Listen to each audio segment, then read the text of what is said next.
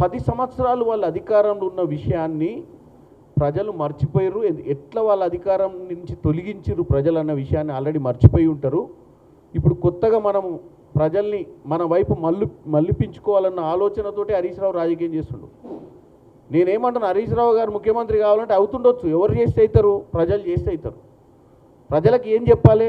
వాస్తవాలు చెప్పాలి.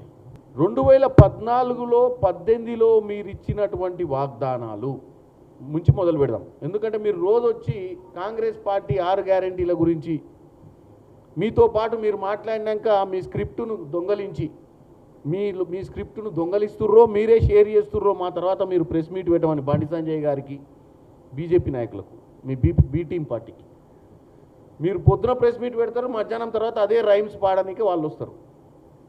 వాళ్ళు కూడా వచ్చి 6 గ్యారెంటీలు అంటారు. నేను ఇద్దరికి సమాధానం చెప్పదలుచుకున్నా ఇవాళ గ్యారెంటీల మీద. ఈ భారతదేశంలో గత కొన్ని ఏండ్లుగా, అంటే మనం పోనీ 2014 తీసుకుందాం, ఎందుకంటే అప్పుడే బీఆర్ఎస్ పార్టీ వచ్చింది, అప్పుడే బీజేపీ పార్టీ వచ్చింది. ఇక అంతకుముందు అంటే కాంగ్రెసే ఉంది కాబట్టి ఇక నా గురించి నేను ఎందుకు చెప్పాలి మా పార్టీ గురించి. 2014లో ప్రజలను తప్పుతో పట్టించి ఓట్లు వేయించుకున్న పార్టీలు ఏంటి?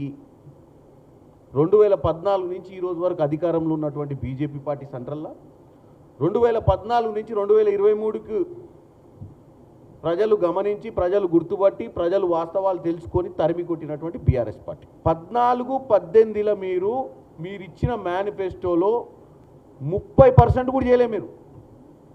ఎందుకంటే అప్పుడున్న కేసీఆర్కి ప్రజలకు ఇవన్నీ అవసరమారా? పైసలు ఇచ్చి కొనుక్కోవాలి, దాచుకోవాలి, దాచుకునేది తీసి కొన్ని ఇచ్చి కొనుక్కోవాలి తప్ప వీళ్ళకి ఇవన్నీ చేస్తాంరా, చెప్పేది ఒకటి చేసేది ఒకటి ఉంటుంది, గిట్లా చేస్తే మనం ఏడుంటాం రా అని చెప్పి ఓవర్ కాన్ఫిడెన్స్ తోటి రెండోసారి కూడా అధికారంలోకి వచ్చారు.